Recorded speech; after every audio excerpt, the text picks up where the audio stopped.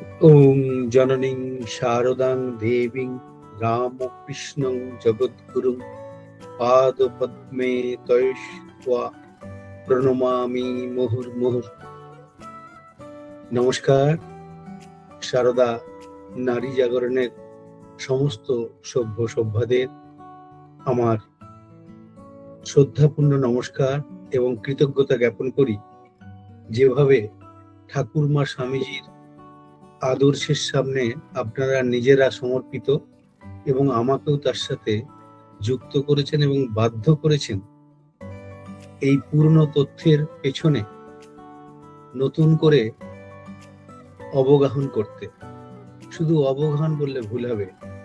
আমি ভাবছিলাম নতুন তথ্য অনেক কিছু অনেক সাহিত্যিকরা রচনা করে যায়।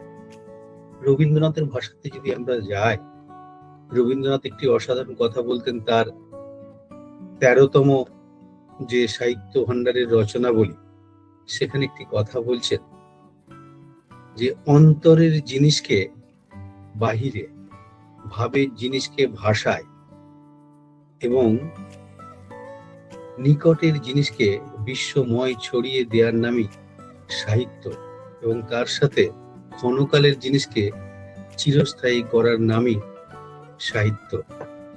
এই সাহিত্য আমাদেরকে চয়ন করে করে নিজেদের প্রয়োজন অনুযায়ী সেগুলি কাজে লাগাতে হয়। আর যারা এই সাহিত্যগুলি সৃষ্টি করে তাদেরকে সাহিত্যিক বলা হয়। আমরা জানি না, অন্তত আমার দৃষ্টিকোণ থেকে এই সাহিত্য জগতে প্রবেশ অধিকার সকলের রয়েছে, কিন্তু তা থেকে চয়ন করে সেটিকে সঠিকভাবে প্রয়োগ করা, সেটা সবার দ্বারা সমানভাবে প্রযোজিত হয় না। আমিও সে পথে কেবলমাত্র সেই সমুদ্রের তীরে বিশালতার মাঝে কেবলমাত্র তীরে বসে নুড়ি গোড়াবার চেষ্টাটুকু করে চালিয়ে যাচ্ছি আপনাদের সদিচ্ছাতে এবং আপনাদের প্রয়োজনে। এবং খুব ভালো লাগে যারা আপনারা এই নারী জাগরণ সমিতির দ্বারা যুক্ত এবং তার বাইরেও যারা এই আলোচনায় অংশগ্রহণ করে আমায় শুভেচ্ছা এবং শ্রদ্ধা জ্ঞাপন করছেন, তাদের মতামত পোষণ করছেন, তাদের সকলের কাছে আমি কৃতজ্ঞ। এই অনলাইনের মাধ্যমে লেকচার কেউ কাউকে দেখতে পায় না, অথচ ভার্চুয়ালি সবাই সকলের সাথে এমন আত্মিক টানে আমরা আবদ্ধ হয়ে যাই, সেখানে সত্যি নিজেদের হৃদয়ের সাথে হৃদয়ের একটা যোগ সূত্র তৈরি হয়ে যায়। অবশ্যই তার মাঝে যে কেন্দ্রবিন্দুটি থাকে তার নাম ভগবান শ্রীরাম ও কৃষ্ণ। সেই তাকে কেন্দ্র করি আমরা সকলেই আবর্তিত হচ্ছি, এবং আপনারাও সকলেই আশা করি সেই আবর্তেই রয়েছেন। তাই সকলকে আমার পক্ষ থেকে, আমার হৃদয়ের গভীরতম অংশ থেকে শ্রদ্ধা কৃতজ্ঞতা জ্ঞাপন করি। অবশ্যই ওই দুই ছোট্ট শিশু যে বৈদিক মন্ত্র পাঠ করলো, পাচুর্যা চৌধুরী, এবং যে প্রণাম মন্ত্র পাঠ করলো সৃজনী পটাশী, তাদের দুজনকেই আমার অন্তরের গভীর স্থল থেকে তাদের আন্তরিক শুভেচ্ছা, ভালোবাসা এবং অনেক অনেক আমার আন্তরিকতা তাদেরকে পূর্ণ করুক তাদের জীবনকে সার্থক রূপায়ণে। অবশ্যই যারা যারা এই অনুষ্ঠানটিতে অংশগ্রহণ করেন, আমার মাঝে মধ্যে মনে হয় গতকাল কেন পরশু থেকে আমি খুব ব্যস্ত ছিলাম এই সাবজেক্টটা নিয়ে। গতকালই আমি পুরনো টপিকসটা দেখছিলাম, কদ্দূর পর্যন্ত আমি আলোচনা করেছিলাম, তারপর থেকে শুরু করব। কিন্তু আজকে সারা দুপুরটা আমি অন্য কোনো দিকে মন দিইনি, কারণ আগামীকাল আমার একটা বিশেষ আলোচনা রয়েছে গোলপাক রামকৃষ্ণ মিশনে। সেটি বলরাম বসু সম্পর্কে একটা এনভায়রনমেন্টাল লেকচার রয়েছে। গোলপার্কের লেকচার মানে তার জন্য অনেক তথ্য সংগ্রহ করতে হয়, অনেক নতুন ভাবে নিজেকে জানাগুলোকেই অজানা জায়গা থেকে আবার সংগ্রহ করে সেটাকে তৈরি করতে হয়। সেই সব নিয়ে খুব চিন্তায় ছিলাম। গতকাল বারাসাত মিশনে আমার লেকচার ছিল, বারাসাত মঠে, কিন্তু আজকের আলোচনার কথা আমি কদিন আগে ভুলেই গেছিলাম।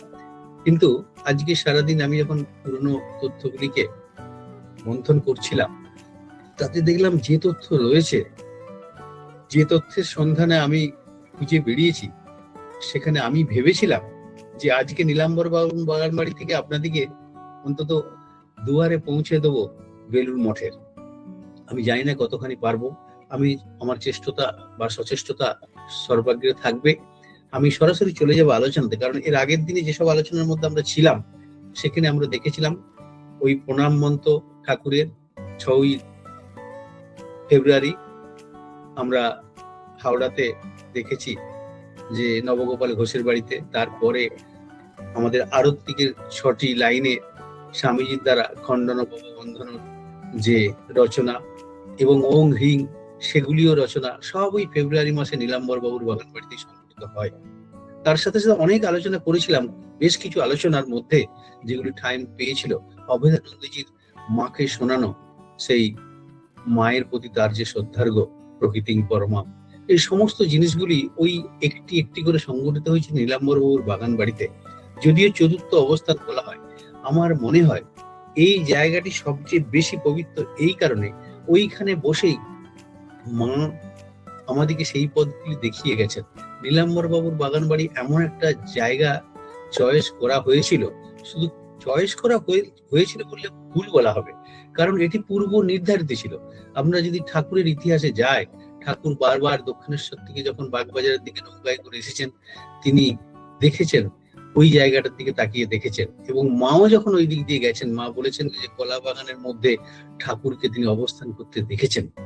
এবং ঠাকুর নিজে স্বয়ং ওই বেলুড় মঠের যে নির্দিষ্ট জায়গা, সেখানে তিনি আগেই পরিশুদ্ধ থেকে শুদ্ধতর করে রেখে গেছেন সেই বিশ্বনাথ উপাধ্যায়, নেপালের রাজিয়ার, যিনি তখনকার দিনের কর্ণধার ছিলেন ওই বেলুড় অঞ্চলের যে কাঠের গলা, সেই বিশ্বনাথ উপাধ্যায়ের ওখানে ঠাকুরকে আমন্ত্রণ করে তিনি নিয়ে গিয়ে সেখানে বসে মিষ্টান্ন খাইয়েছিলেন।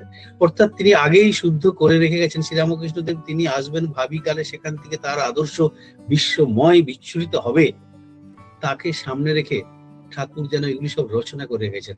তারও আগে যদি দেখি, স্বামীজি বরানগর থেকে কোনোভাবে বরানগর ঘাটে এসেছেন, কুটি ঘাটে, তিনি এসে বলছেন যে আমি দেখতে পাচ্ছি ওই পশ্চিম পাড় থেকে ঠাকুরের ভাবটি বিশ্বময় ছড়িয়ে পড়বে, এটি আমি দেখতে পাচ্ছি। মা অনেকবার বলেছেন, মা নীলাম্বর বাবুর বাগান বাড়িতে থাকা অবস্থাতে এই বাড়িটি ভাড়া নেওয়ার ইতিহাসও আমি আগের দিনে কিছুটা বলেছিলাম।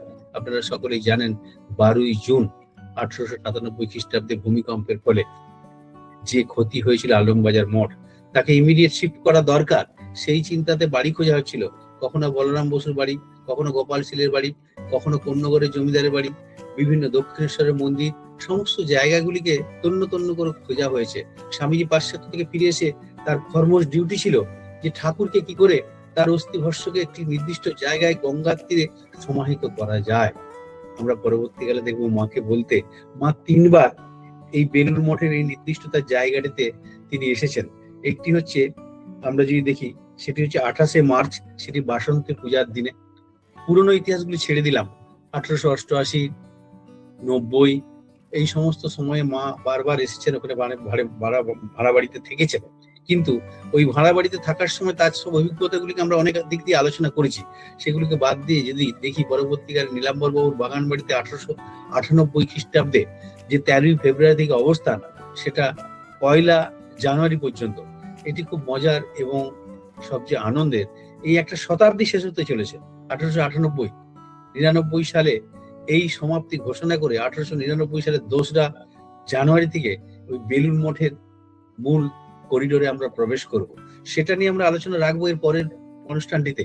কিন্তু তার আগে নীলাম্বর বাবুর বাগান বাড়ির যে সমস্ত তথ্যগুলি বাকি রয়েছে সেগুলিকে আপনাদের সমৃদ্ধ করব। আপনারা জানেন ওই নীলাম্বর বাবুর বাগান বাড়িতে থাকতে থাকতে মা দেখেছেন গঙ্গার তীরে ঠাকুর কিভাবে মিলিত হয়ে যাচ্ছেন গঙ্গার মধ্যে। ঠাকুরকে তিনি দেখে গঙ্গায় নামতে পারছেন না, হঠাৎ দেখলেন স্বামীজি সেই জলরাশিকে বিশ্বের মানব জাতির কল্যাণে কিভাবে স্নাত স্নিগ্ধ পবিত্র করার জন্য ছড়িয়ে দিচ্ছেন গঙ্গা বাড়ি। অর্থাৎ এই গঙ্গা, বেলুড় মঠ, নীলাম্বর বাবুর বাগান বাড়ি মিলেমিশে শ্রীরামকৃষ্ণময় এক সত্তায় পরিণত হয়ে রয়েছে। সেই ইতিহাসে আমাদের বেশিক্ষণ যেতে হবে না, তার আগেই আমরা চলে আসবো ওই নীলাম্বর বাবুর বাগান বাড়ি থেকে। যে উদ্দেশ্য এই নীলাম্বর বাবুর বাগান বাড়িতে শিফট হওয়া, সেখানে উদ্দেশ্য ছিল জায়গাটা কেনা। জায়গাটা বেলুড় মঠটা কেনা হয়েছে। কবে কেনা হলো আমরা দেখবো 13ই ফেব্রুয়ারি নীলাম্বর বাবুর বাগান বাড়িতে আমরা উপস্থিত হয়েছি 4র্থ অবস্থান হিসাবে রামকৃষ্ণ মঠ মিশনের।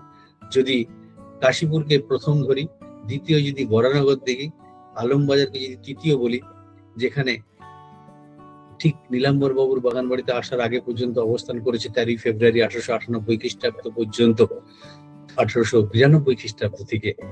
সেই অবস্থান থেকে যখন নীলাম্বর বাবুর বাগান বাড়িতে এলাম, সেখানে অবস্থান মাত্র 10 মাসের, কিন্তু 10 মাসের এমন সব ঘটনা রয়েছে, সেই ঘটনাগুলোকে 10 বছর ধরে অধ্যয়ন করলেও আমি বোধহয় শেষ করতে পারবো না। আমার মনে হয়েছে এত তথ্যে ভরা রয়েছে, সেসব ইতিহাস এক একটি রন্ধে রন্ধে উপবিষ্ট হয়ে রয়েছে। সেগুলিকে আমাদেরকে চয়ন করে করে আপনাদের মতো শুভাকাঙ্ক্ষী মানুষদের, যাদের আকাঙ্ক্ষায় ভরা এই রামকৃষ্ণ বিবেকানন্দ সাহিত্যের দিকে আকর্ষণ, তাদের কাছে পৌঁছে দেওয়ার জন্য আমার একটা অঙ্গীকার যেন বারবার এগিয়ে এসেছে। সেখানেই আমি দেখব, এই নীলাম্বর বাবুর বাগান বাড়িতে থাকা অবস্থাতে 13 ফেব্রুয়ারি ওরা এসেছে, আসার আগেই জমিটার বায়না হয়ে গেছে বেলুর মঠ। 22 বিঘে জায়গা আমরা দেখব 1001 টাকা দিয়ে 23 ফেব্রুয়ারি 1898 খ্রিস্টাব্দে এই জমিটার বায়না করা হয়ে যায়। জমিটার রেজিস্ট্রির জন্য ফুল পেমেন্ট করা হয় 4 মার্চ 1898 খ্রিস্টাব্দে। কে এর মালিক ছিল? আমরা যদি বেলুর মঠের পরে যখন প্রবেশ করব, প্রবেশদ্বারে যখন প্রবেশ করব, তখন আমরা ওই আশেপাশে প্রায় 100 বিঘে জায়গা এদিক ওদিক ছিল, প্রশস্তির একটা জায়গা রয়েছে। ডান দিকে গঙ্গা রয়েছে, নীলাম্বর বাবুর বাগান বাড়ি থেকে গেলে খাল বিলে ভরা একটা সমতল অসমতল জায়গা, বালিয়াড়িতে ভরা, কাঁটাগাছে ভরা একটা জায়গার মধ্যে, বিশেষ করে উত্তর এবং পশ্চিম দিক এবং পূর্ব দিককে সামনে রেখে, গঙ্গার ধারকে সামনে রেখে যে 22 বিঘে জায়গা, তার মালিক ছিলেন তখনকার দিনে পাটনা নিবাসী ভাগবত নারায়ণ সিং। তার কাছ থেকে জায়গাটা কেনার জন্য স্বামীজি বারবার তখন কাশ্মীরে ছিলেন, সেখান থেকে চিঠি লিখেছেন ব্রহ্মানন্দজিকে, কম দাম কি করে তাকে কমিয়ে নির্দিষ্ট জায়গাটি কেনা যায়, খুব বেশি টাকা 18-20 হাজার টাকার বেশি খরচ করা যাবে না, এইসব বলছেন। আমার কাছে বেশি টাকা নেই। তার আগে ঠাকুরের সব কৃপানার এগুলি হয় না। মিস মুলার, হেনরিয়েটা মুলার ভারতবর্ষে এসেছেন। এই মুলারকে ঠাকুর যেন জুটিয়ে দিয়েছেন। ইনি শেষ পর্যন্ত ছিলেন না। ডিসেম্বর মাসের একটা সময়ের পর কিন্তু স্বামীজির সাথে মতপার্থক্য হয় এবং সে এদেশ চলে যায়। কিন্তু একটি নির্দিষ্ট প্রয়োজনের স্বার্থে তাকে এদেশে আসতে হয়েছিল। আমরা যদি এই মুলারের জীবনটি দেখি, ওর জন্ম 1845-46 খ্রিস্টাব্দে তার জন্ম, এবং তার শরীর এদেশে না গেলেও পাশ্চাত্যে ফিরে যেয়ে হয় লন্ডনের বাসিন্দা ছিলেন।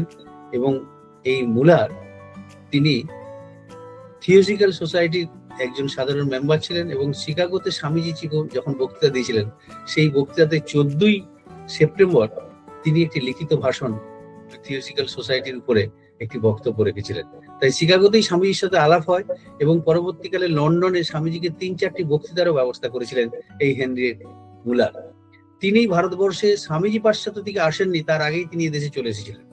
তিনি আসা শুধু নয়, কাশ্মীরের দিকে বিভিন্ন প্রান্ত ঘুরে বেরিয়েছেন, স্বামীজির প্রতি তার শ্রদ্ধার্ঘ্য, এবং স্বামীজির সাথে তার পত্তালাপ যোগাযোগের পরে ব্রহ্মানন্দজিকে একটি চিঠির মাধ্যমে স্বামীজি জানাচ্ছেন, মুলার যে পয়সা দিয়েছে কলকাতাতে অল্প পয়সা এসেছে, পুরো পয়সাটাই তার কাছ থেকে পাওয়া যাবে। এই 39,000 টাকা যে দাম হয় ভাগবত সিং এর সাথে, এই ভাগবত নারায়ণ সিংকে এই পুরো 39,000 টাকাটাই পুরোটাই কিন্তু হেনরিয়েট মুলার এই উদ্দেশ্যে দান করেছিলেন। সেটি যদি না হতো, সেই সময় স্বামীজি অত টাকা খরচ করে ওই জায়গা কিনতেন না। এটি একদম স্বাভাবিক প্রশ্ন। আমরা দেখব এই 27 ফেব্রুয়ারি ঘটনা, আপনারা সকলেই জানেন। আমি আগের দিনে কিছুটা 22 ফেব্রুয়ারির কথা আলোচনা করেছিলাম। ওই নীলাম্বর বাবুর বাগান বাড়িতে জন্মতিথি উৎসব পালিত হয়েছে। 27 ফেব্রুয়ারি জন্ম মহোৎসব পালন হবার জন্য দাঁয়েদের রাজবাড়িটা সংগ্রহ করা হয়েছে। সেটি স্বামী নিরঞ্জনানন্দজি, যোগানন্দজি এবং ওরা অনেকেই সচেষ্টতার দ্বারা ওই পূর্ণচন্দ্র দায়েদের রাজবাড়িটাকে সংগ্রহ করেছিলেন। সেখানে 27 ফেব্রুয়ারির ঘটনাতে আমরা দেখব নিবেদিতার বর্ণনাতে ভারী সুন্দর একটি কাহিনী রয়েছে। সেটি বঙ্গবন্ধু পত্রিকাতে প্রকাশিত হয়েছিল। সেটি ওই 1898 খ্রিস্টাব্দের মার্চ মাসের একটি সময়তে, মার্চের সংখ্যাতে ব্রহ্মদিন পত্রিকাতে লেখা হয়। নিবেদিতা তার বর্ণনাটি পুঙ্খানুপুঙ্খ দিয়েছেন। 27 ফেব্রুয়ারিতে কিভাবে বেলুর মঠের ওই নতুন জায়গাতে পুজো করে স্বামীজি সকালবেলা সেই পুজো সেরে সেখান থেকে কিভাবে ঠাকুরকে কাঁধে করে নিয়ে এসছেন, তারপরে শিষ্যকে দিয়ে আবার ফেরত পাঠিয়েছেন, যেহেতু তিনি ঠাকুরকে গাছতলায় নিয়ে যাবেন, নিয়ে গেলে যেখানে বসাবেন সেখানে তিনি থাকবেন, ঠাকুর নিজে অঙ্গীকার করেছেন। দ্যাটস ওয়াই ঠাকুরকে তিনি এনেছেন কিন্তু নিয়ে যাননি, তার শিষ্যকে দিয়ে ফেরত পাঠিয়েছিলেন। এইসব অনেক ঘটনা ঘটার পরে আমরা দেখব মা এই বাড়িটাকে ভীষণভাবে শুদ্ধ করে দিচ্ছেন। মা বারবার এসেছেন। মা 23শে মার্চের কথা বলেছিলাম, বাসন্তী পুজোর দিনে তিনি এসেছেন বেলুড় মঠে, ওই জায়গা ঘুরে দেখেছেন। ঘুরে দেখে তিনি বাসন্তী পুজো করেছেন নীলাম্বর বাবুর বাগান বাড়িতে। পুজো করেন তার আগেও স্বামীজি মাকে বলেছেন যে আমি 108টা বেলপাতা দিয়ে পুজো করলাম, ঠাকুরের নির্দিষ্ট স্থান যাতে খুব তাড়াতাড়ি হয়, এবং আমার বিশ্বাস আমি ঠাকুরকে 108টা বেলপাতা দিয়ে পুজো করেছি এবং আমার বিশ্বাস এটা শীঘ্রই ঠাকুর ব্যবস্থা করে দিবেন। সেটা ফলে গেছিল, আমরা দেখেছি। এবং ওইখানেতে শুধু মা এসে 23 তারিখে যে বাসন্তী পুজো করেছিলেন, নিজে পুজো করেছেন, ঠাকুরকে পুজো করেছেন, সকলকে প্রসাদ ভক্ষণ করিয়েছেন, এসবের একটা ইতিহাস ছিল। আবার দেখবো 12ই নভেম্বরের আগে, 12ই নভেম্বর আর একবার এসেছেন, তার আগের একটি ঘটনা 7ই এপ্রিল। আমরা এই জায়গা কেনার পরে একটু ইতিহাসটা, জায়গাটা সম্পর্কে একটু বলা দরকার, কারণ এই জায়গাতে আমরা লক্ষ্য করব এই বাড়িটাতে যখন জায়গাটা সহ দুটো ছোট বাড়ি সহ, যেটা স্বামীজির বাড়ি এবং তার পাশে যে নতুন বা পুরাতন মন্দির যাকে বলছি আমরা, ঠাকুর ঘর, যেখানে 1902 খ্রিস্টাব্দে 1899 খ্রিস্টাব্দে 10 জানুয়ারি থেকে 1938 খ্রিস্টাব্দ পর্যন্ত পূজিত হবেন ঠাকুর, সেই ঠাকুর ঘর তৈরির আগে পুরনো অবস্থায় যে বাড়িটি, দুটো বাড়ির সংযোগ মাঝখানে যুক্ত করে ম্যাগলাউড, সারাবুল, নিবেদিতা ওই বাড়িতে থাকার প্রথম সুযোগ পেয়েছিলেন। এই ইতিহাস আমি আগে কিছুটা হয়তো বলেছিলাম। ওই জায়গাটাকে সুন্দরভাবে ব্যবহার করার জন্য অলি বুলের টাকাতেই কিন্তু, সারাবুলের পয়সাতেই কিন্তু ওই জায়গাটা রিপেয়ার করে তাদের থাকার ব্যবস্থা করা হয়। সবচেয়ে মজার ব্যাপার, নিবেদিতা ভারতবর্ষে লক্ষ্মী স্বরূপে এসেছিলেন। শুধু তাই নয়, বেলুড় মঠ যে তৈরি, তার আগের ইতিহাস রচনা করার জন্যই বোধহয় নিবেদিতার আশা। বেলুড় মঠ কর্তৃপক্ষের দায়িত্ব এই রামকৃষ্ণ মিশনের হাতে আসা তার আগে দক্ষিণেশ্বর মন্দির সংলগ্ন অবস্থায় তৈলক্যনাথ বিশ্বাসের সাথে যে সংঘাত রামকৃষ্ণ সঙ্গে সংগঠিত হয়, তারপরে তারা ওইখান থেকে বেরিয়ে আসতে চেয়েছিলেন। সাধারণ উৎসব দক্ষিণেশ্বরেই হতো তখনকার দিনে, সেটাকে শিফট করে নিয়ে আসা, এইসব পরিকল্পনা ছিল। সেগুলো সংগঠিত হলো স্বামীজি পাশ্চাত্য থেকে আসার পরে। ঠাকুরকে সমাহিত করা গঙ্গার নির্দিষ্ট তীরে তার ব্যবস্থা করতে হবে, সেগুলো নিয়ে যখন সবাই খুব চিন্তিত ছিলেন, সেই সময় নিবেদিতাদের আশা বিশ্ববাসীর জন্য জাতি, ধর্ম, বর্ণ নির্বিশেষে একটা সংগঠন, একটা প্রতিষ্ঠান, একটা সম্প্রদায় বিহীন অসাম্প্রদায়িক একটা সংস্থা তৈরি হবে, তার ইঙ্গিত বহন করে নিবেদিতা সহ এই পাশ্চাত্যের মহিলাত্রয় যখন এই দেশে আসলেন, তারা কিন্তু এই জায়গাটা ফেব্রুয়ারি মাসে বায়না দেয়া 23 ফেব্রুয়ারি এবং 4 মার্চ রেজিস্ট্রি হওয়া জায়গাটা 1898 খ্রিস্টাব্দে 39,000 টাকাতে। তারপরে ওই মার্চ মাসে নিবেদিতা মায়ের সাথে আলাপ, আপনারা জানেন নিবেদিতা এসেছেন 28 জানুয়ারি 1898 খ্রিস্টাব্দে।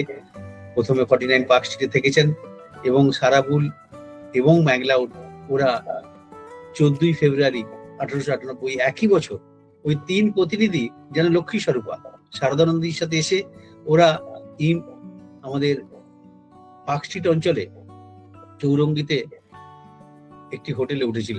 সেই হোটেলে থাকা ইম্পেরিয়াল হোটেল বলা হয়, সেই হোটেলে থেকেছেন। ওই 3 জনকেই এত আলাপ হয়, আলাপ হওয়ার পরে যাদের বেলুড় মঠ থেকে ঢিলছুড়া বা স্টোন থ্রো ডিস্টেন্সে দক্ষিণেশ্বর মন্দির দেখা যায়, মা বলতেন এমন একটি সুন্দর বেছে জায়গাটি তৈরি করা হয়েছে, সব এখান থেকে দক্ষিণেশ্বরের মন্দিরের চূড়া দেখা যায়। এগুলি যেন একটা যোগ সূত্র, ওদিকে দক্ষিণেশ্বর, এদিকে বেলুড় মঠ, উল্টো দিকে কাশীপুর মহাশ্মশান, একটা ত্রিভুজ রচনা করেছে। কাশীপুর অন্তর্মহলে প্রবেশ করার প্রয়োজন নেই। এইখানে এই নিবেদিতাদের আশা, তাদের নীলাম্বর বাবুর বাগান বাড়িতে তার দীক্ষা, তার আগে 17ই মার্চ ওইখান থেকেই নিবেদিতা সহ ওই 3 জন যে বেলুড় মঠের জায়গাতে প্রথম ওই ভাঙা বাড়িকে রিপেয়ার করে থাকার ব্যবস্থা হয়, সেটা কিন্তু ওই 1898 খ্রিস্টাব্দের মার্চ মাসের 3য় সপ্তাহ থেকে পুরো এপ্রিল মাসটা থেকে মে মাসের 11 তারিখ পর্যন্ত ওনারা ওখানে থেকেছেন। কারণ 11ই মে আমরা দেখবো স্বামীজি ওদেরকে নিয়ে উত্তর ভারত ভ্রমণ করতে গেছেন। তার আগে পর্যন্ত ওই বাড়িতে তারা থেকেছেন রিপেয়ার করে নেওয়ার পরে। এবং নিবেদিতাকে যে ব্রহ্মচর্য মন্ত্রে দীক্ষিত হওয়া 25শে মার্চ 1898 খ্রিস্টাব্দ, সেটা কিন্তু ওই বেলুর মঠ থেকে এসেই নীলাম্বর বাবুর বাগান বাড়িতে সংঘটিত হয়।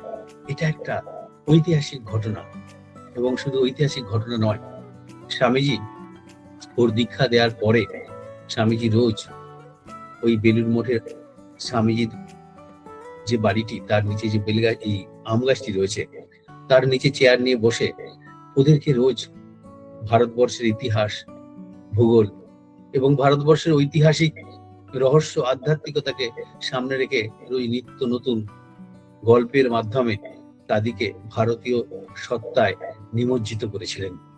শুধু নিমজ্জিত করেননি, প্রতিদিন সকালের দিকে ব্রেকফাস্টের সময় ওদের সাথে কখনো একসাথে ব্রেকফাস্ট করতেন, কখনো বা বিকালে আসতেন। এই জায়গাটার মাঝে এখন যে বর্তমানে গেস্ট হাউসটা রয়েছে, গোশালা রয়েছে, প্রেসিডেন্ট মলে যে কোয়ার্টার রয়েছে, পল্লীমঙ্গল রয়েছে, আরোগ্য ভবন রয়েছে, এই যে নীলাম্বর বাবুর বাগান বাড়ির থেকে যে রাস্তাটা, প্রশস্ত রাস্তা গিয়ে সুন্দর ভাবে তৈরি হয়ে রয়েছে, এই জায়গাটা কিন্তু তখন খুব করুণ অবস্থা ছিল। কারণ ওইখানে খাল ছিল, কাঠের গুঁড়ি, অর্থাৎ তাল কাঠের গুঁড়ি দিয়ে ওইখান থেকে যাতায়াত করতে হতো বেলুড় মঠে। তখনকার দিনে গঙ্গার সাথে যুক্ত ওই খালগুলি খুবই ভয়ঙ্কর ছিল, এবং ব্রহ্মচারীদের দ্বারা, প্রথমের দিকে কর্মচারীদের দ্বারা ওই 3 জনের জন্য খাবার ওখানে পৌঁছে দেওয়া হতো বেলুড় মঠের ভেতরে ওই বাড়িতে। কিন্তু হঠাৎ একদিন কোনো একটি সর্পের দ্বারা কোনো এক কর্মী দংশিত হয়, ফলে আর কেউ ওখানে খাদ্য নিয়ে যেতে চাইতো না। পরে ব্রহ্মচারীরা ভাগ করে সন্ধে হওয়ার আগেই তারা রাতের খাবার পৌঁছে দিতেন। দিনের বেলা ব্রেকফাস্টের সময় স্বামীজি থাকতেন, সেখানে তাদের সাথে গল্প করতেন। এসব অনেক ইতিহাস রয়েছে। ওই কাঠের গুঁড়ি বা ওই খাল, ঝোপ ঝাড়, জঙ্গল, এসব পরিষ্কার হয়ে আজ নতুন জায়গায় আমরা পরিণত হয়েছি বেলুড় মঠ। কিন্তু এইখানে আমরা দেখব বেশ কয়েকটি ঘটনা আপনাদের সামনে তুলে ধরা দরকার, যেগুলি বাকি রয়েছে এখনো। 12ই নভেম্বরের কথা বলছেন, তার আগে 7ই এপ্রিলের কথা বলছেন। 7ই এপ্রিল নিবেদিতারা যখন ওই জায়গায় রয়েছেন, নিবেদিতার নামকরণ হয়ে গেছে, ওরা ঘুরছে ফিরছে, কখনো বা নীলাম্বর বাবুর বাগান বাড়িতে ঠাকুর ঘষে জবধান করছে, বা উপরে যে ঘরটিতে মা থাকতেন তার পাশে স্বামীজি একটি ঘরে থাকতেন, সেই সমস্ত ঘরে ঘোরাফেরা আনাগোনা ওরা করেছেন। 7ই এপ্রিল মা আবার জায়গা দেখতে এসছেন, তখন কিন্তু নিবেদিতারাই যেন ওই জায়গাটার হোস্ট, আর মা হচ্ছেন গেস্ট। মাকে, ওই গেস্টকে ঘুরিয়ে ফিরিয়ে ওরা দেখিয়েছেন, মা হাঁপ ছেড়ে বাঁচছেন। এবং পরবর্তীকালে আমরা দেখব 12ই নভেম্বর, সেদিনে আবার নতুন করে মা এসেছেন, স্বামীজি তাকে নিয়ে ঘুরিয়ে ফিরে দেখাচ্ছেন। সেই দিনে তখন আর কিন্তু নিবেদিতারা ওখানে নেই, কারণ আমি আগেই বলেছি মার্চ মাসের 3য় সপ্তাহ থেকে মে মাসের 11 তারিখ পর্যন্ত ওরা ওই বাড়িতে ছিলেন। তারপরে ওরা চলে গেলেন 11ই মার্চ, 11ই মে ওরা উত্তর ভারত ভ্রমণ করতে গেলেন, ঘুরে টুরে স্বামীজি চলে আসলেন 18ই অক্টোবর। কিন্তু নিবেদিতা আসলেন না, নিবেদিতা ওরা সব আসলেন না। তাদের সাথে আরো সব সঙ্গীরা যারা ছিলেন, তাদের মধ্যে অনেকেই রয়ে গেছেন।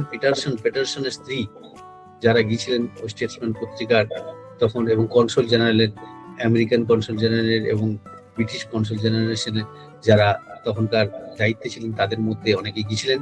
এবং স্বামী নিরঞ্জনানন্দ ছিলেন, সদানন্দ ছিলেন, তুরিয়ানন্দ ছিলেন। এরা সকলে স্বামীজির সাথে গিয়েছিলেন উত্তর ভারতে, নিবেদিতা এবং সারাভুল ম্যাকলাউডের সাথে। তারা সব অনেকে অনেকভাবে চলে আসলেন, কিন্তু স্বামীজির শরীর অসুস্থ হওয়ার পরে স্বামীজি চলে এসেছিলেন আগে সদানন্দকে নিয়ে, লাহোর হয়ে ব্যাক করে ফিরে এসেছিলেন 18ই অক্টোবর, দুর্গাপুজোর ঠিক আগেতেই কলকাতাতে বেলুড় মঠে। কিন্তু নিবেদিতা আসেননি, ওরা সব পরে এসেছিলেন নভেম্বরের লাস্ট উইকে।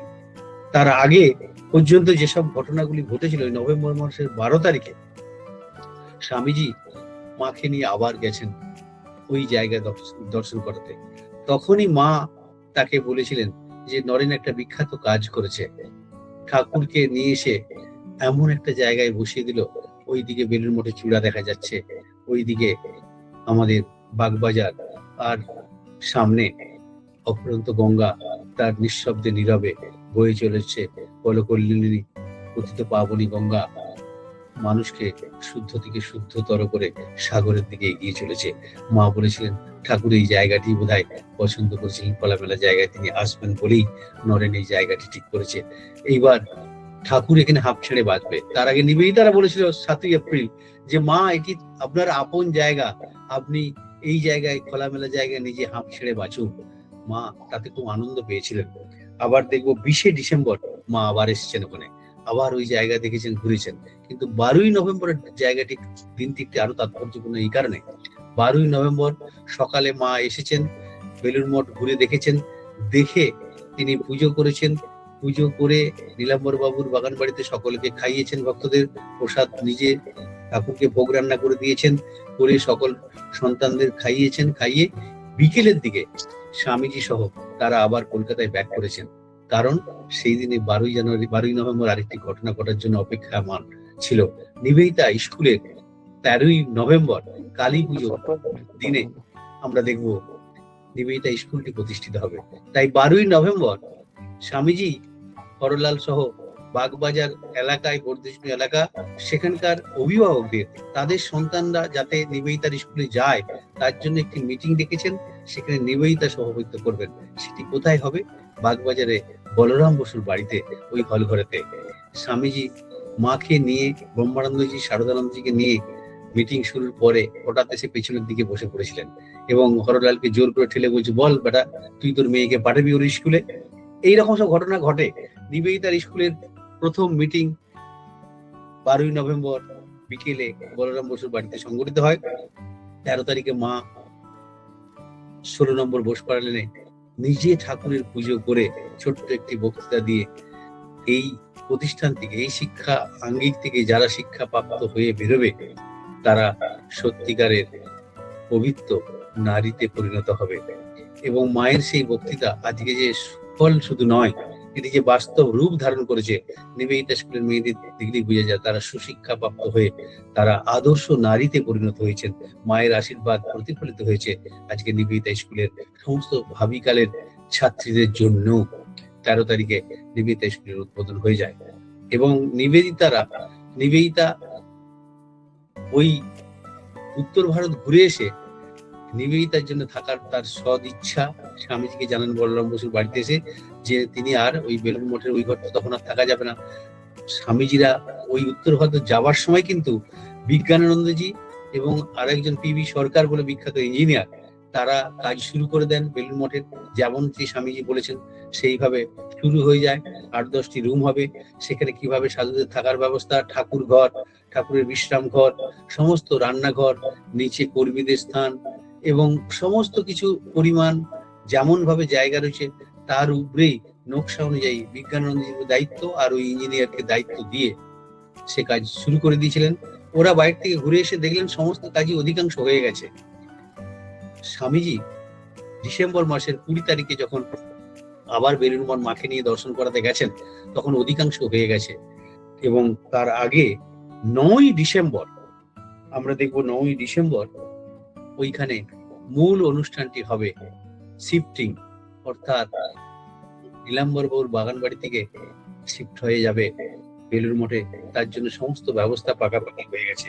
তার মধ্যে কয়েকটি ঘটনা আরো বলা দরকার।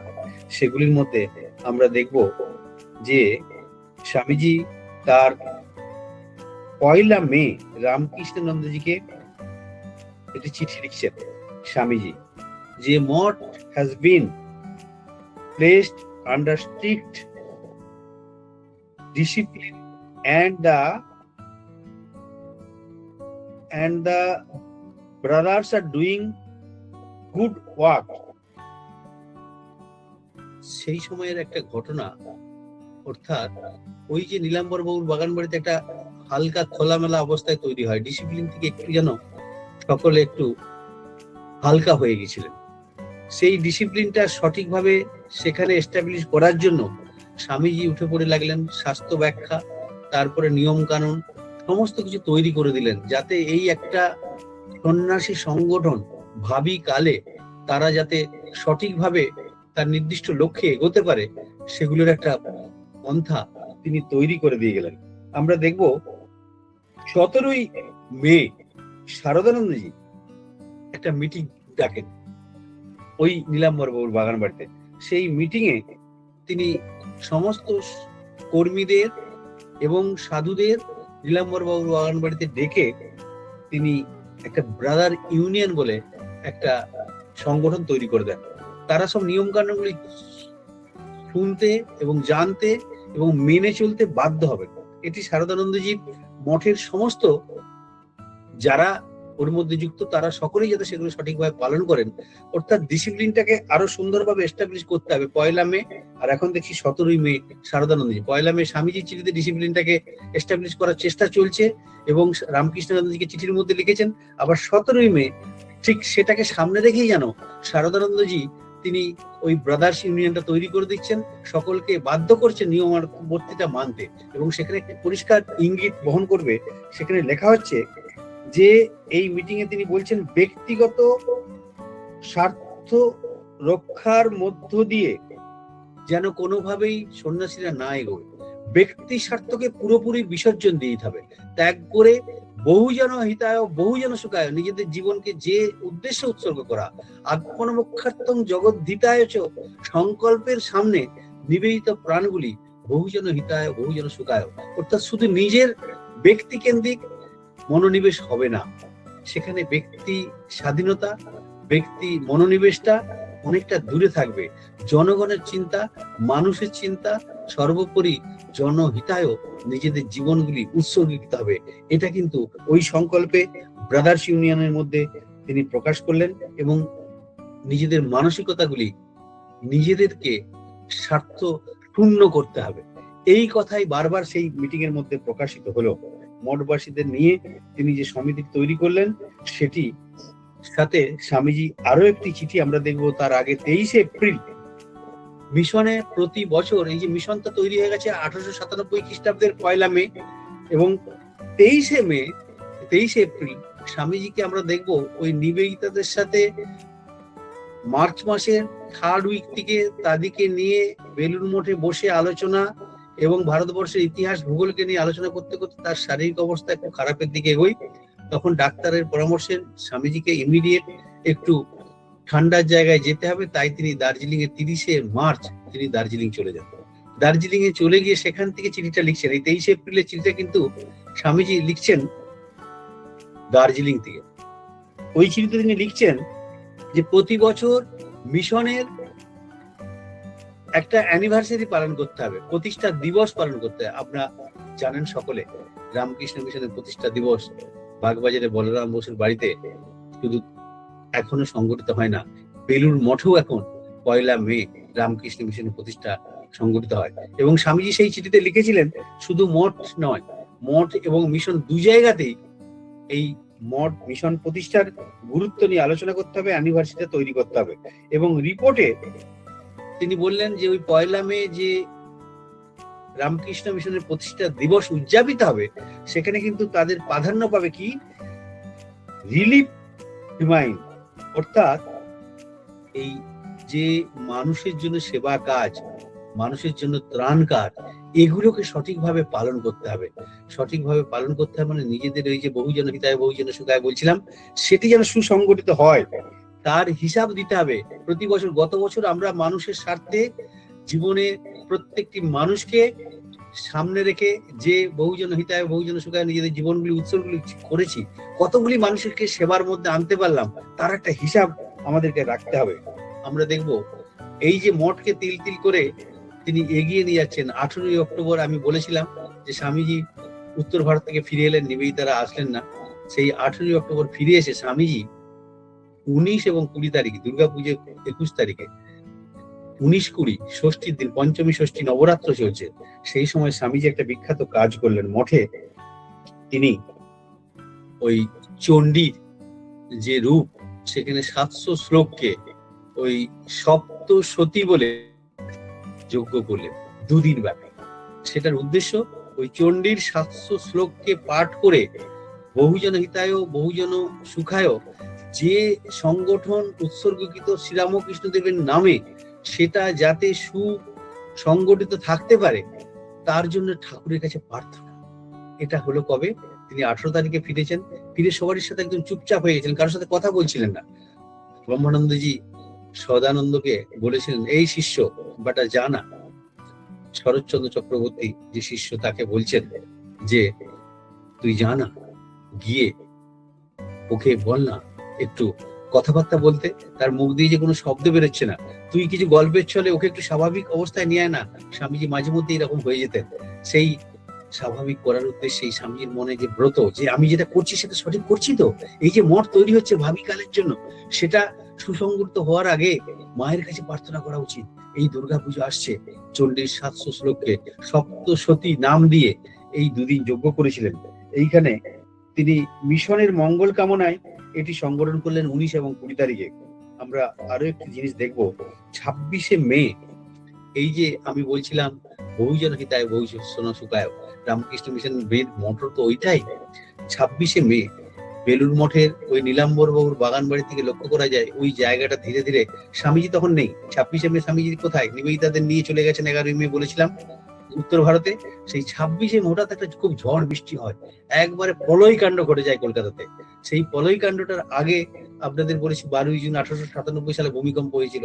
ঠিক এইরকম একটা প্রলয় শুরু হয়ে যায় ঝড় বৃষ্টির মধ্যে, এমন ভাবে সমস্ত কিছু তছনছ করে দেয়। বেলুর মঠে যে প্রচুর গাছপালা ছিল, সেই বেলুর মঠের গাছপালার মধ্যে এখনো 3টি জিনিস কিন্তু রয়েছে দেখবেন।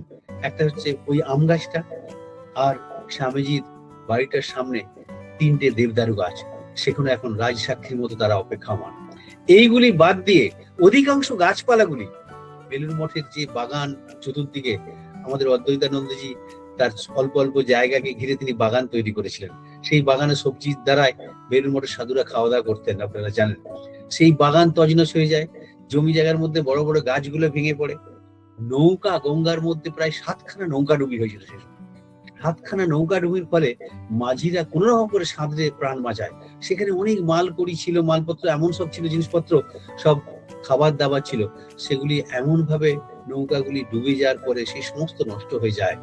বেলুর মঠের সাধুদের ওই যে 1897 সালের 1 মে রামকৃষ্ণ মিশন প্রতিষ্ঠার পরে অখণ্ডানন্দজির দ্বারা মৌলাতে সারগাছিতে যে সেবা গল্প শুরু হয়, বলরাম মন্দির থেকে তার সংগঠন 15ই মে শুরু হয়েছিল। 1 বছর পরে আমরা যদি দেখি 26শে মে ওই যে বিপর্যয়টি ঘটলো, গঙ্গায় ঝড় বৃষ্টির ফলে এত লোকের মৃত্যু হলো আশেপাশে, কিন্তু মাঝিগুলির যারা 7-8খানা নৌকার মধ্যে ছিল তারা কেউ কিন্তু মরেনি, প্রাণে বেঁচেছিল।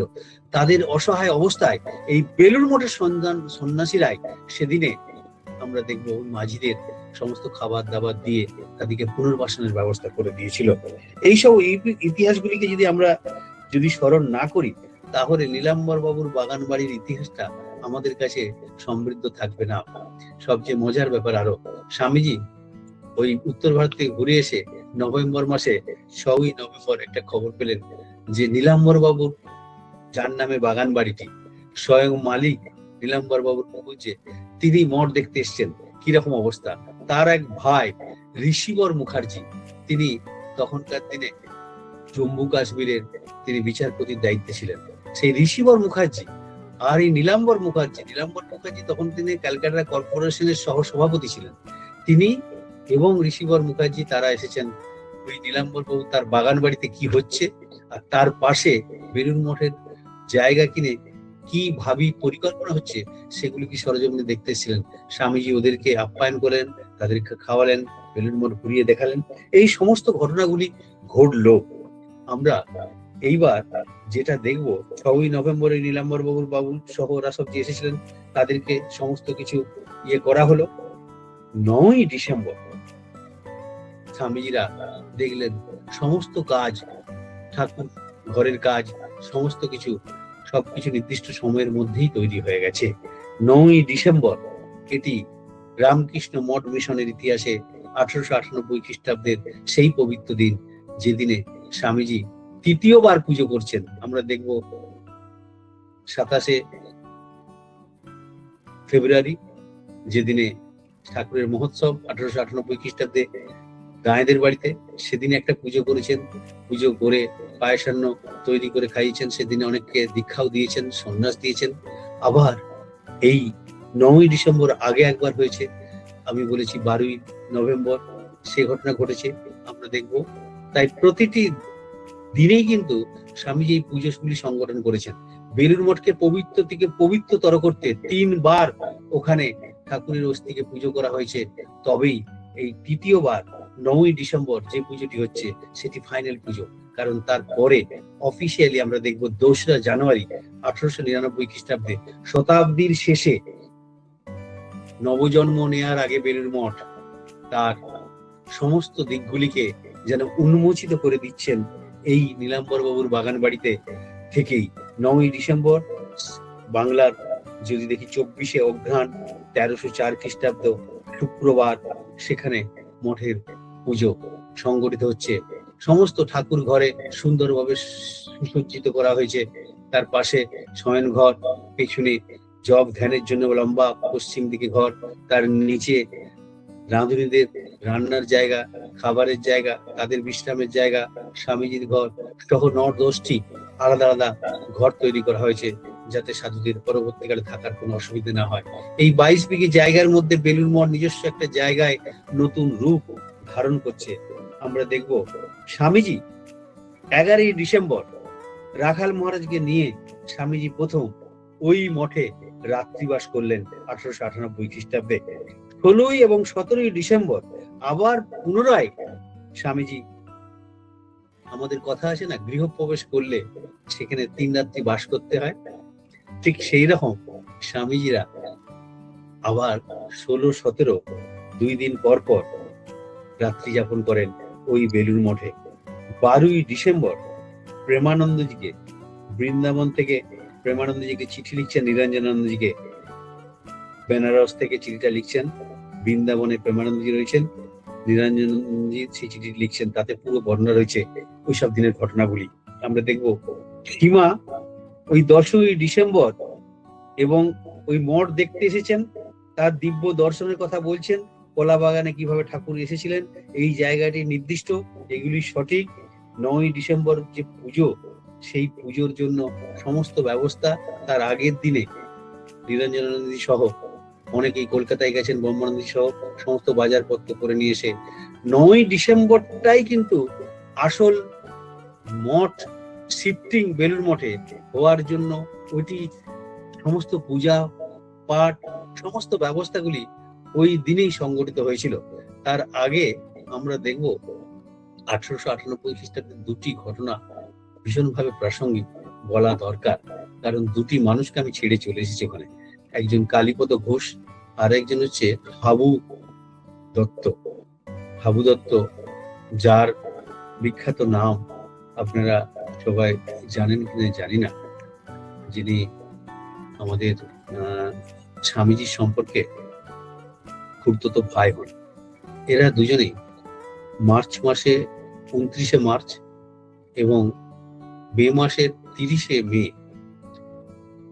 হাবু দত্ত এবং ওই কালীপদ ঘোষ তারা সোনোগ্রাফ বাজিয়ে গান বাজনা করেছেন নীলাম্বর বাবুর বাগান বাড়িতে। এবং শুধু তাই নয়, বেলুড় মঠে যে ঠাকুরের এই প্রতিষ্ঠান সেইটিকে পবিত্র করার জন্য যে হাবু দত্তর কাহিনীটা এই কারণে নিয়ে আসলাম। হাবু দত্ত, যিনি ভীষণ গিরিশ ঘোষের মতো নেশাগ্রস্ত একটি মানুষ ছিলেন, তাকে তখনকার দিনে আবগারি ইন্সপেক্টর বলা হতো, এত নেশা টেশা করতেন। সেই হাবু দত্ত খুব ভালো বাঁশি বাজাতে পারতেন এবং সঙ্গীত জগতে তার একটা নাম ছিল। এই হাবু দত্ত তিনি কাশীপুরে যখন ঠাকুর জীবিত শেষ সময় স্বামীজিকে ধরলেন, স্বামীজি ইচ্ছে প্রকাশ করলেন, চল তোকে নিয়ে গিয়ে ঠাকুরের দর্শন করে নিয়ে আসি, জীবনটা তো তোর অন্যদিকে বয়ে চলেছে, তোকে মূল স্রোতে ফিরিয়ে নিয়ে আসি। তাকে নিয়ে গেছিলেন, নিয়ে গিয়ে অমৃতলাল দত্ত তার নাম, এই অমৃতলাল দত্ত তার ডাকনাম হাবু দত্ত, স্বামীজির সম্পর্কে খুড়তুতো ভাই হন। তিনি নেশার ঘরে থাকেন, বাঁশি বাজান, আনন্দে আত্মহারা। তিনি বলরাম বসুর বাড়িতেও আসা যাওয়া করেছেন অনেকবার। কাশীপুরে গিয়ে ঠাকুরের কাছে নিয়ে গেছেন, ঠাকুরকে বলছেন যে আপনি অনেককে কৃপা করেছেন, একে একটু কৃপা করে দিন, এর মাথায় একটু হাত বুলিয়ে দিন, এই যেন স্বাভাবিক জীবনে ফিরে আসে। ঠাকুর বিরক্ত বোধ করছেন, করে বলছেন পারবো না। তুই যাকে তাকে যখন তখন নিয়ে আসবি আর এসে আমাকে আবদার করবি, আর আমার সমস্ত এই রোগ জ্বালায় ভরে যাবে, সমস্ত ওদের পাপ বা ওদের সমস্ত দায়বদ্ধতা নিজের জীবনে গ্রহণ করে, সেটা আমি আর পারবো না। তুই যাকে তাকে যখন তখন আনবি না বাবু। স্বামীজি বলেন, আপনাকে আমি যখন নিয়ে এসেছি তখন এর প্রতি কৃপা করতেই হবে। স্বামীজি তাকে জোর করছেন, ঠাকুর বলছেন পারবো না। মজা করছেন কিনা জানি না, হাবু দত্তের ভাগ্যে কি রয়েছে তাও জানি না। স্বামীজি হঠাৎ হাবু দত্তকে ঠেলে দিলেন, সে গিয়ে পড়ল ঠাকুরের পায়ে।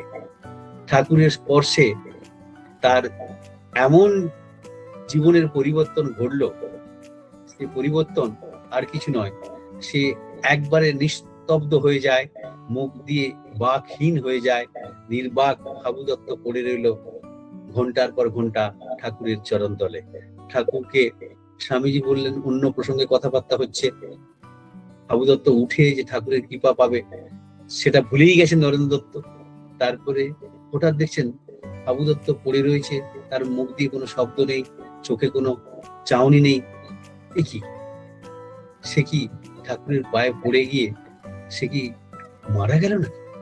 হাবু দত্তকে তাকাতে গিয়ে তিনি দেখছেন হাবুর মুখে কোনো শব্দ নেই, নিঃশ্বাস বইছে তো, হাত দিয়ে দেখছেন নাড়িয়ে আছে কিনা। ঠাকুরের প্রতি রেগে গিয়ে বললেন, এ কি করলে? তোমাকে একটু কৃপা করতে বললাম, সেই জন্য মানুষটাকে তুমি মেরে দিলে। নরেন্দ্র দত্ত যখন এই কথা বলছেন, ঠাকুর হাসছেন। তার পাদ স্পর্শে তার মতোই সমাধি ঘটে গেছে যেন হাবু দত্তের। হাবু দত্তের কানের কাছে গিয়ে চিৎকার করে বলছেন, হাবুদা উঠে পড়ো, অনেকক্ষণ হলো, উঠো উঠো। চিৎকার করছেন, নাম ধরে ডাকছেন, কিছুতেই হাবু দত্ত উঠছে না। তখন কানের কাছে চিৎকার করে বলছেন, হাবুদা তোমার জন্য গাঁজা এনেছি, গাঁজা। তুমি গাঁজা খেতে ভালোবাসো তো? তাকে আবগারি ইন্সপেক্টর বলা হতো বলছিলাম, প্রচুর নেশা টেশা করে। তখন হাবু দত্ত তার একটু হুঁশ ফিরে এলো, মুখ দিয়ে একটা শব্দ, করে একটা শব্দ, তারপরে নিজেই বলছেন, তুই আমাকে গাঁজার নেশার কথা বলছিস? আমি তার থেকে অনেক বড় নেশায় বুঝে গেছি। শ্রীরামকৃষ্ণদেবের চরণ তলে যে নেশায় হাবু দত্ত সেদিনে বুঝে গিয়েছিলেন, সেই হাবু দত্ত রামকৃষ্ণ মঠ মিশনের প্রতিষ্ঠার চতুর্থ অবস্থানে নীলাম্বর বাবুর বাগান বাড়িতে যে সঙ্গীত রচনা করেছিলেন, যে সঙ্গীতের আবহাওয়া তৈরি করেছিলেন, শুধু নীলাম্বর বাবুর বাগান বাড়ি নয়, বেলুর মঠের আশেপাশের মানুষরাও তাতে সেই সুর শুনতে পেয়েছিলেন, যে সুর দ্বারা ভাবিকালের আধ্যাত্মিক শক্তির বিচ্ছুরণের কেন্দ্রবিন্দু এই বেলুর মঠকে আমাদের চিরপ্রসিদ্ধ করে রাখবে। আজকে আমার মনে হয় যে এই বেলুর মঠের প্রবেশদ্বারে আপনাদেরকে নিয়ে চলে আসলাম 9ই ডিসেম্বর। শুধু 9ই ডিসেম্বর সেই পুজো পার্বণ সবকিছু এমন ভাবে সংগঠিত হলো, আশেপাশের মানুষরা বুঝতে পারলো এখানে ভাবিকালে বিশ্ব মানব জাতির ইতিহাসে একটা নতুন ইতিহাস রচনা হবে। সেই ইতিহাস রচনা আর কিছু নয়, সেটি 2রা জানুয়ারি 1899 খ্রিস্টাব্দে পুরো মঠ নীলাম্বর বাবুর বাগান বাড়ি থেকে শিফট হয়ে নিজের জায়গায় তার 5ম অবস্থানে অবস্থান করলো। সেই উদ্দেশ্যে আমরা যদি প্রভানন্দজি রচনা থেকে একটু আলোচনা করি, সেখানে 2টি লাইনকে একটু অবশ্যই বলতে হয়। প্রভানন্দজি বলছেন, স্বামী বিবেকানন্দের জমি প্রস্তুত করে শ্রীরামকৃষ্ণ প্রদত্ত যে বীজ ছড়িয়ে দিয়েছিলেন, তার পদপল্লবে রচিত সবুজ জমিখণ্ড যা আগত প্রায় উজ্জ্বল ভবিষ্যৎকে স্বাগত জানাচ্ছে। দক্ষিণেশ্বরের পঞ্চবটি থেকে উৎসারিত ভাবগঙ্গার ক্ষীণ ধারাটি ইতিমধ্যে খরস্রোতা হয়ে উঠেছিল। ক্রমেই তার বিভূতি বিস্তারিত হলো, প্রভাবিত হলো মানব জাতির উদ্দেশ্যে। তার কল্যাণময়ী ভূমিকা জনসাধারণের মধ্যে বিপুল প্রত্যাশা জাগিয়ে তুলল। কুলকুণ্ডলিনী প্রশান্ত বাহিনী গঙ্গার সুদীর্ঘ গৌরবময় ইতিহাসে সংযোজিত হয়েছিল প্রভুর সম্ভবাময় রামকৃষ্ণ ভাব আন্দোলন। কলকাতার উত্তর প্রান্তে গঙ্গার পূর্ব তট রামকৃষ্ণ ভাব আন্দোলনের আদি লীলাভূমি। দক্ষিণেশ্বর তপভূমি থেকে, এই তপবন থেকে উৎসারিত ভাব আন্দোলন বাগবাজার, শ্যামপুকুর বাটি, কাশীপুর হয়ে ঘাঁটি বেঁধেছিল বরানগরে। যেখান থেকে আরো এগিয়ে পৌঁছেছিল আলমবাজারে। সেখানে থাকাকালীন শেষ 1 বছরে ভাব আন্দোলন একটি মোড় নিয়ে উপস্থিত হয়েছিল গঙ্গার অপর তটে বেলুর গ্রামে। সেখানকার নীলাম্বর বাবুর বাগান বাড়িকে প্রাণচঞ্চল করে তুলেছিল। প্রায় 1 বছর পর এই ধারা প্লাবিত করেছিল সেই স্থানটিকে, যা বর্তমানে বেলুর মঠ নামে পরিচিত। সেখানে ভাব আন্দোলনের একটি প্রবল আবর্ত সৃষ্টি হয়েছে, পড়ে রয়েছে এবং গড়ে উঠেছে রামকৃষ্ণ মঠ। প্রধান রামকৃষ্ণ মঠের ভাব সাগরের কেন্দ্রবিন্দু। ভাব আন্দোলন আরো এগিয়ে গিয়েছে, ক্রমে ছড়িয়ে পড়েছে বিভিন্ন দিকে। যদি দক্ষিণেশ্বর তার গোমুখ হয়, তার গঙ্গোত্রীটি অবশ্যই এই বেলুর মঠ। আজকে এই 9ই ডিসেম্বর, যেখানে পুজো হয়ে 2রা জানুয়ারি 1899 খ্রিস্টাব্দে যে শিফট হলো, সেই দুয়ারে আজকে পৌঁছে গেলাম আমরা ঠিকই, কিন্তু আগামী এবং শেষ পর্বে অবশ্যই বেলুর মঠের পরবর্তী প্রসারিত অবস্থায় এবং কোন কোন মন্দির কখন কবে পরে পরবর্তীকালে ওখানে প্রতিষ্ঠিত হয় তার রূপরেখাটি, এবং বেলুর মঠের চূড়া সহ বেলুর মঠের মন্দিরের যে স্থাপত্য শিল্প, সেগুলিকে নিয়ে শেষ অধ্যায়টিতে আপনাদের পৌঁছে দেব। এর পরের আলোচনার মধ্যেই সকলে ভালো থাকবেন। আজকের আলোচনা এখানেই শেষ করি। ওং অসতো মা সদ্গময়, তমসো মা জ্যোতির্গময়, ওং শান্তি শান্তি শান্তিহি, হরি ওং তৎসৎ। শ্রীরাম ও কৃষ্ণার্পণমস্তু। সকলে ভালো থাকবেন। আবার দেখা হবে শেষের অংশে। স্যার সশস্ত্র প্রণাম। হ্যালো, অজানা তথ্য আমরা জানতে পারলাম। স্যার, আমার প্রশ্ন, এই যে আপনি হাবুদত্তর কথা এখানে উল্লেখ করলেন, স্বামীজির খুড়তুতো ভাই, ওনার ভাই মহেন্দ্রনাথ দত্তের কোনো প্রসঙ্গ আমরা কি জানতে পেরেছি, মানে পারবো? হ্যাঁ, মহেন্দ্র দত্তর এই নীলাম্বর বাবুর বাগান বাড়ির অনেক ঘটনায় এই মহেন্দ্র দত্তের ঘটনা তো রয়েছে। উনি অনেক ঘটনা লিখেছেন, তিনি ওখানে গেছেন বারবার, এবং লন্ডনে বিবেকানন্দ বইটার মধ্যেও অনেক রয়েছে তথ্য। সেখানে আমরা দেখব, সেখানে তিনি ভাবিকালে যে বেলুর মঠ তৈরি হবে তার একটা ইঙ্গিত সেই সব বইয়ের মধ্যে রয়েছে। শুধু সেখানে নয়, পরবর্তীকালে আমরা দেখব ওই মহেন্দ্র দত্তের স্মৃতিকথা রয়েছে, সেখানে ওই বেলুর মঠের ইতিহাসের অনেক তথ্যই রয়েছে। স্বামীজির শরীর যাওয়া পর্যন্ত ঘটনাগুলির অনেক ঘটনা সেখানে বর্ণনা রয়েছে। সেখানে যদি আপনারা দেখেন, এই হাবু দত্তের ঘটনা যদিও মহেন্দ্র দত্ত লিখেনি, কিন্তু এটা স্বামীজির রচনাতে রয়েছে। এবং আরেকটা জিনিস, এই হাবু দত্ত সম্পর্কে খুব বেশি ঘটনা বিভিন্ন জায়গায় নেই, 2-3 জায়গাতে রয়েছে, পাওয়া যায়। কিন্তু এই হাবু দত্ত এমন একটা ক্যারেক্টার, আমরা যদি রামকৃষ্ণ সাহিত্যের মধ্যে প্রবেশ করি, এক একজন মানুষকে এনেছেন আমাদের, যেখানে অলৌকিকতাকে মানুষ, আমরা রামকৃষ্ণ সাহিত্যের মানুষের অলৌকিকতা বিশ্বাস করি, কিন্তু মাঝে মধ্যে এমন অলৌকিকতা কিছু কিছু এসেছে দেখবো।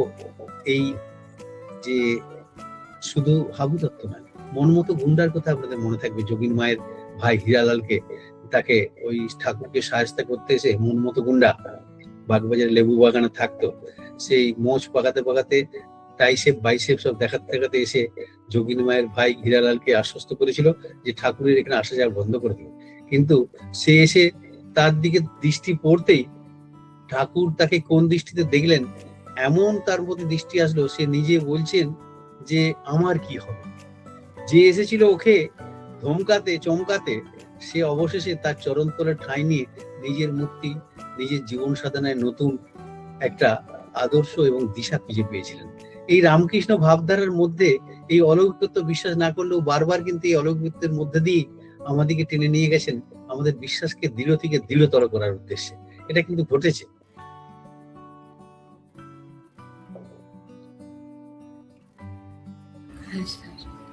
প্রণাম নেবেন স্যার। মহেন্দ্রনাথ দত্ত উনি তো বড় একজন দার্শনিক ছিলেন শুনেছি, তো ওনার সম্বন্ধে জানার খুব একটা ইচ্ছে রয়েছে আমার।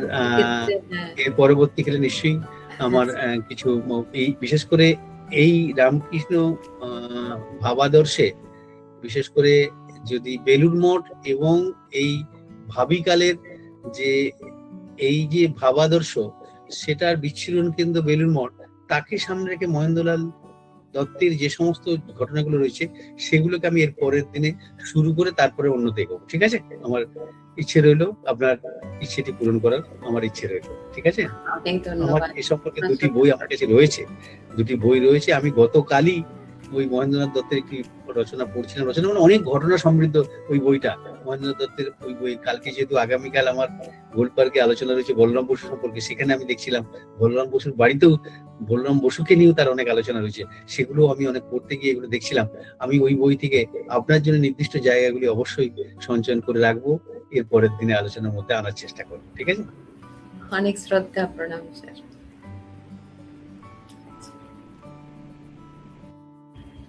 ভিনাদি, হ্যাঁ স্যার নমস্কার। বলছি নিবেদিতাকে স্বামীজি দীক্ষা দিয়েছিলেন কোথায়? ওটা কি আলমোড়াতে নাকি নীলাম্বরবাবুর বাড়িতে? আরেকবার বলো, আমি কথা শুনতে পেলাম। নিবেদিতাকে যে স্বামীজি দীক্ষা দিয়েছিলেন সেটা কোথায়? আলমোড়াতে নাকি নীলাম্বর বাবুর বাগান বাড়িতে। নীলাম্বর বাবুর বাগান বাড়িতে 25শে মার্চ 1898 খ্রিস্টাব্দে।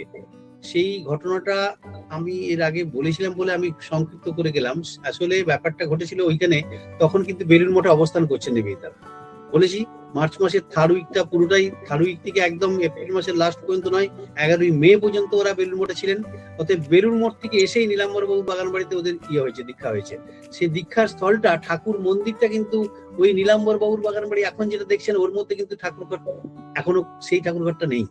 সেই ঠাকুরঘরটা নিচে যদি বাঁ দিক থেকে যেখানে মা পঞ্চতপা হয়েছিলেন, যে সিঁড়ি দিয়ে ওঠার জায়গাটা করা আছে, ওই সিঁড়ির পাশটা ওই জায়গাটা তখন ওই হোগলা দিয়ে ঠাকুর ঘর করা ছিল। সেই ঠাকুর ঘরের মধ্যে দীক্ষাটা হয়েছিল। হ্যাঁ, এবং দীক্ষার দিনের ঘটনা অনেক রয়েছে, সেটা নিবেদিতা নিয়ে আপনার জানার আগ্রহ রয়েছে, তখন সেটা নিয়ে আলোচনা করা যাবে। হ্যাঁ, আজকে এই প্রসঙ্গে আর আলোচনা না করাই বোধহয় ভালো হবে, কেন সেটা বিরাট ইতিহাস। আপনি নিবেদিতা নিয়ে যেহেতু আমার গবেষণা, নিবেদিতা সম্পর্কে ওই অধ্যায়ের মধ্যে আমি আলোচনা করবো পরে। ঠিক আছে? আচ্ছা, ওকলে হাউসটাতে তাহলে কখন ছিলেন? ওই আলমোড়াতে যে ওকলে হাউসটা যেটা, ওটাতে তো নিবেদিতা যখন 1898 খ্রিস্টাব্দে 11ই মে থেকে ওরা যখন ভারত তীর্থে বেরিয়েছিলেন, নিবেদিতা সারাগুল ওদের ওই ম্যাগলাউডকে নিয়ে যখন গিয়েছিলেন ওই ওকলেতে, তখন ওইখানে ছিলেন। নিবেদিতাকে ওইখানে রেখে, ওদেরকে রেখে স্বামীজি চলে গেছিলেন ওই আলমোড়া থেকে আরো দূরে মায়াবতীর জায়গার সন্ধান করতে। তখন ঘুরে এসে ওরা ওইখানে, নিবেদিতা খুব সংঘাতের মধ্যে তখন ছিলেন, ওর খুব রাগ হচ্ছিল, অভিমান হচ্ছিল, স্বামীজি আমাকে নিয়ে আসলো এদেশে, নিয়ে এসে আমাকে একা একা ছেড়ে দিয়ে চলে যাচ্ছে। ওর একটু স্বামীজিকে একটু আলাদা ভাবে একা পাওয়ার খুব অভিপ্সা ছিল, সেগুলো পূরণ ছিল বলে খুব কষ্ট পেয়েছেন। ম্যাগলাউডকে সেগুলো জানাতেন। ম্যাগলাউড পরে ওই গাছতলায় বসে, ফান গাছের তলায় বসে বসে তার ওই চিন্তাটাকে দূর করার জন্য স্বামীজিকে সেই ক্ষোভটা নিবেদিতার হয়ে ওই ওকলে হাউসের দরজার সামনে স্বামীজি একদিন ভোরবেলা পৌঁছে গিয়েছিলেন। সেসব ইতিহাস অনেক রয়েছে, সেসব পরে আলোচনা করা যাবে। ঠিক আছে?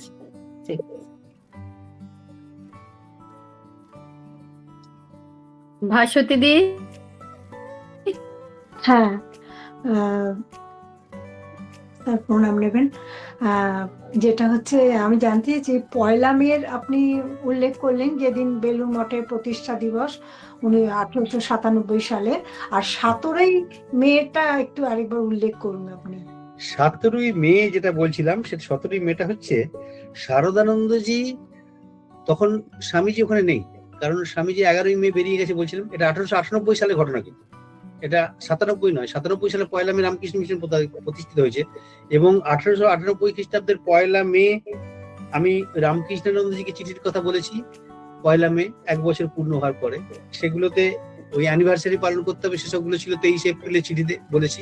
আর এই 17ই যে মে, এই চিঠিটাতে শারদানন্দজির ঘটনা বর্ণনা রয়েছে। শারদানন্দজি চেয়েছিলেন স্বামীজির নির্দেশে নিয়মাবর্তিতাটাকে সুসংগঠিত করা, ডিসিপ্লিনটাকে প্রপারলি মেনটেন করার জন্য একটু, তখন যেন একটু ছাড়ো ছাড়ো ভাব সকলের মধ্যে। ওই নতুন মঠ, নীলাম্বর বাবুর বাগান বাড়ি সবাই এসে জুটছেন, অখণ্ডানন্দজি সারগাছি থেকে এসেছেন, বিভিন্ন প্রান্ত থেকে সকলে এসে জুটছেন, গিরিশ ঘোষকে নিয়ে সবাই আনন্দ করছেন, মজা করছেন, স্বামীজিকে শিব সাজানো হচ্ছে। সেসব 22শে ফেব্রুয়ারির ঘটনা আপনারা সব জানেন। আর নীলাম্বর বাবুর বাগান মধ্যে অনেক কিছু ঘটেছে, আগের আমি আলোচনার মধ্যে এনেছিলাম। সেইখানে এইসব ঘটনা ঘটার পরে নিজেদের মধ্যে স্বামীজি কদিনের জন্য বাইরে গেছেন, ওদিকে নিয়ে তার মধ্যে একটা ছাড়ো ছাড়ো ভাব, সবার মধ্যে যেন একটা নিজেই নিজের কর্তা, নিজেই নিজের নীতি নির্ধারক হয়ে যাচ্ছিল।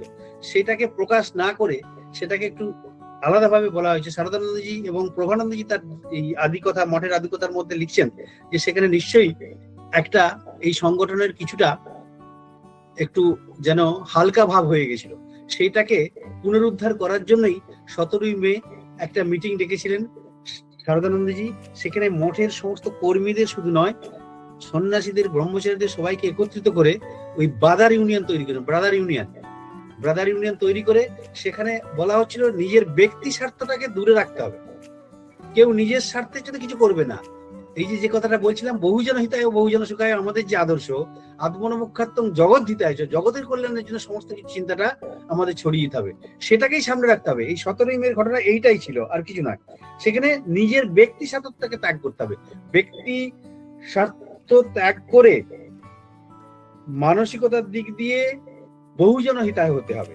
এইটাই নিয়ম শৃঙ্খলার মধ্যে, এই সমিতির মধ্যে একটা যে ব্রাদার ইউনিয়ন তৈরি করে সকলে এই একমতটাকেই শ্রদ্ধা জানাতে হবে, এবং সেখানে একজন নেতা থাকবে, তার কথা মানতে বাধ্য হবে, নিয়ম শৃঙ্খলা থাকবে, নির্দিষ্ট সময়ে খাওয়া, নির্দিষ্ট সময়ে স্বাস্থ্যপান, নির্দিষ্ট সম্পর্কে ঘুম থেকে উঠা, মঙ্গল আরতি, এগুলি সমস্ত সংগঠিত হবে, নিয়ম যুক্ত অবস্থাতেই হবে। এটি ছিল 17ই মের ঘটনাটা, এটাই ছিল। আরেকটি কথা, এই যে হাবু দত্ত কথা বলছেন, আমি শুনেছিলাম যতদূর যে হাবু দত্ত খুব ভালো ক্ল্যারিয়নেট বাজাতেন, আপনি হ্যাঁ, বলেন বাঁশি, হ্যাঁ, বাঁশি এবং বাঁশি বহু অ্যাকচুয়ালি বাদ্যযন্ত্র, হ্যাঁ, অনেক বহু অনেক বাদ্যযন্ত্র। বিদেশি হ্যাঁ, বাদ্যযন্ত্রও তিনি ভীষণ ইয়ে ছিলেন, হ্যাঁ, সমৃদ্ধ ছিলেন। ছিলেন এবং সমস্ত। বিভিন্ন টাইপের, এই তখনকার দিনে কলকাতাতে এই যারা সোনোগ্রাফ বাজাতেন, যেটা ওই কালীপদ ঘোষের কথা বলছিলাম, উনি সোনোগ্রাফ খুব ভালো বাজাতে পারতেন। ওই মঠেতেই তিনি ওই বাজিয়েছেন নীলাম্বর বাগান পাতে। হাবু দত্ত এখানে সঙ্গীত পরিবেশন করেছেন। সেই সঙ্গীতের ওর ভাবনা ঠিক কিরকম জানেন? আপনারা জানেন কি, সরলা দেবীর নাম শুনেছেন ঠাকুর বাড়ি? হ্যাঁ, হ্যাঁ। এই সরলা দেবী পাশ্চাত্যের সমস্ত বাদ্যযন্ত্র, সঙ্গীত রচনা এবং তাকে সুর দেয়া, বন্দে মাতরমের দ্বিতীয় স্তবকটা রবীন্দ্রনাথের সুর দিয়েছিলেন ওই সরলা দেবী। এই সরলা দেবী পাশ্চাত্যের যে আমাদের বাদ্যযন্ত্র নয়, সঙ্গীত শিক্ষা এবং পাশ্চাত্যের শিল্প ভাবনা, এই সমস্তকে সরলা দেবী নিজের জীবনে যেন একটা অবস্থান করিয়ে দিয়েছিলেন। এই হাবু দত্ত ওদের বাড়িতে যাতায়াত করতো। হাবু দত্ত ওর কাছ থেকে অনেক পাশ্চাত্যের ওই সঙ্গীত ভাবনাটাকে নিজের বিভিন্ন ওই অর্কেস্ট্রার মধ্যে ফুটিয়ে তোলার চেষ্টা করতেন। ওর হাবু দত্তের অনেক ইতিহাস রয়েছে, এগুলো আমার অনেক পড়াশোনা রয়েছে, সেগুলো নিয়ে বলতে গেলে অনেক কাহিনী আসবে। কিন্তু হাবু দত্ত কিন্তু শুধু অর্কেস্ট্রা নয়, শুধু বাঁশি নয়, ও প্রাচ্য এবং পাশ্চাত্যের সমস্ত সঙ্গীত শিল্পকে একদম নিজের মধ্যে সমৃদ্ধ করে ফেলেছিলেন। এটা শুনেছিলাম। ঠিকই বলে, ঠিকই শুনেছেন আপনি।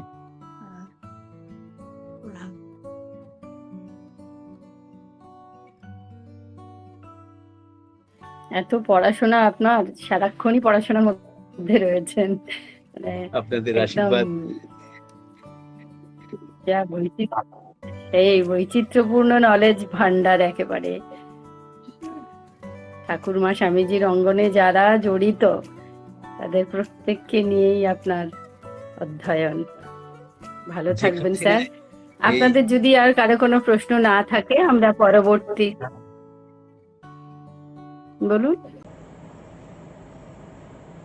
কলির ঠাকুর রাম কৃষ্ণ যাহার নাম, যার কথা মৃত ভাবে অমৃত সমান, যিনি রাম তিনি কৃষ্ণ হয়েছেন অবতীর্ণ, পরম পুরুষ তিনি ভগবান। কলির ঠাকুর রাম কৃষ্ণ যাহার নাম, যার কথা মৃত ভবে অমৃত সমান। বলেন ঠাকুর শ্রীরাম কৃষ্ণ, যিনি যিশু তিনি কৃষ্ণ, বৈষ্ণবের নিমাই তিনি, ঈশামূষা সব সমান। ঠাকুর রাম কৃষ্ণ যাহার নাম, যার কথামৃত ভাবে অমৃত সমান। কে তারে চিনেছে, রাসমণি চিনেছে, মা শারদা চিনেছে, আর চিনেছে বিলে নরিনী চিনেছে, আর চিনেছে বিলে নরিনী চিনেছে। কামারে পুকুর হলো ধন্য, দক্ষিণেশ্বর হলো পূর্ণ, তীর্থ হলো বঙ্গভূমি, ধন্য শ্রীরাম কৃষ্ণ নাম। কলির ঠাকুর রাম কৃষ্ণ যাহার নাম, যার কথামৃত ভাবে অমৃত সমান। যিনি রাম তিনি কৃষ্ণ হয়েছেন অবতীর্ণ, পরম পুরুষ তিনি, তিনি ভগবান। কলির ঠাকুর রাম কৃষ্ণ যাহার নাম, যার কথামৃত ভাবে অমৃত সমান। জয় ঠাকুর, জয় মা, জয় স্বামীজি।